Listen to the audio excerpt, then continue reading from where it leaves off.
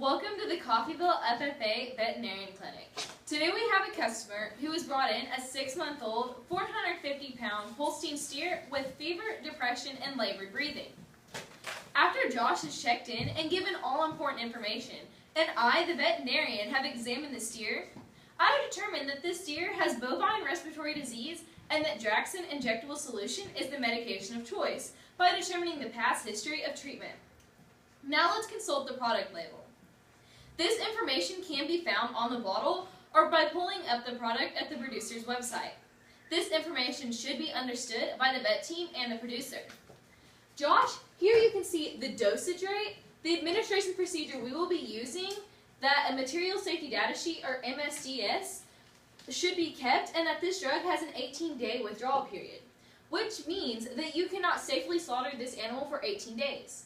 Do you understand all of this information and agree to the 18-day withdrawal period? I do. Now Haley and Chrissy will go over the equipment we will be using today. Thanks, Mackenzie.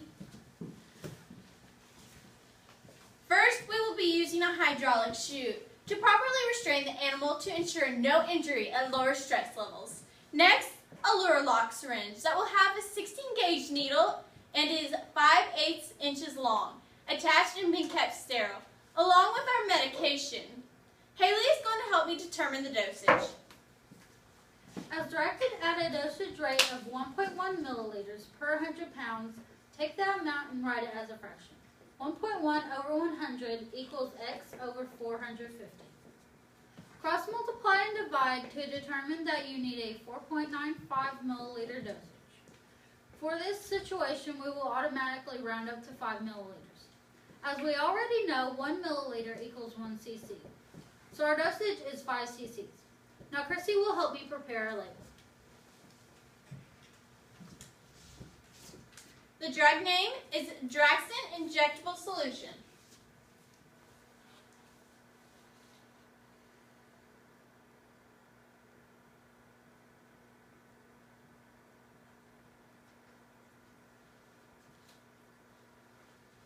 Amount to be withdrawn, 5 cc's. Today's date, April 20th, 2016. And patient name, Josh Isle. The vet will now initial the label.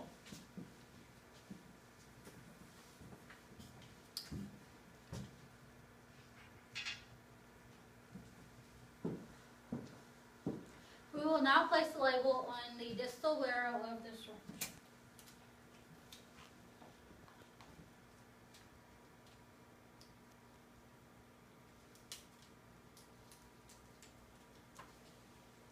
To ensure cleanliness, we will saturate a cotton ball with alcohol and wipe the surface to kill any microbes that may be found there.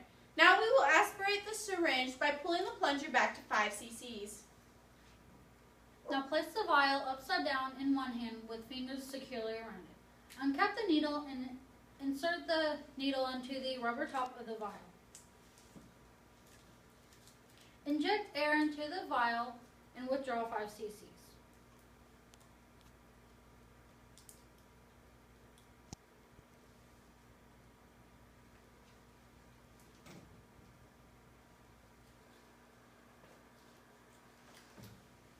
Remove the needle from the vial.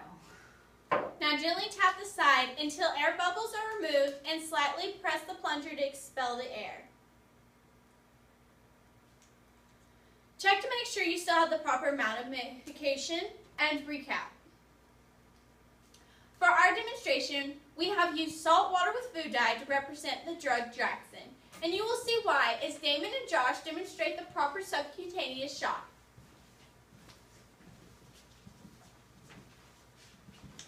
I will be administering a subcutaneous shot on the steer today. The shot will be administered here. You never administer a shot in the hindquarters. There is important muscles that could be damaged. The needle is to be here in the space between the skin and the muscle. Today, the plastic will represent the epidermis and dermis layers of the skin. The syrup is the subcutaneous layer, and the stake will represent the muscle. I will begin by lifting the skin into a triangle, and will sterilize the area with a cotton ball saturated with alcohol. Then I will insert the needle at the base of the triangle.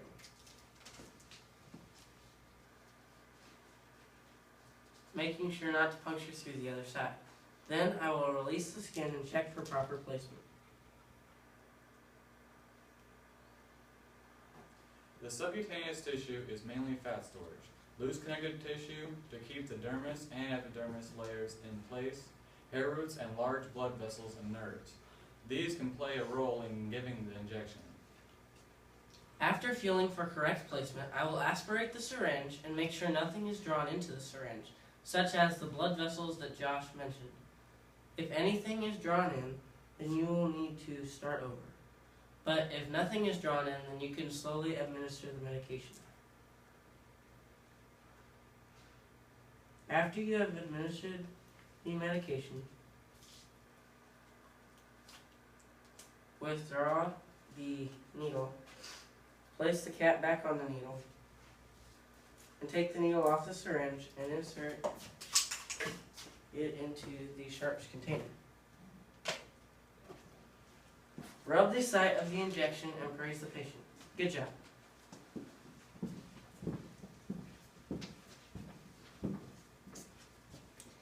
After the shot has been administered, careful record keeping and invoicing and payment collection will take place. We hope you learned and enjoyed this demonstration. Thank you.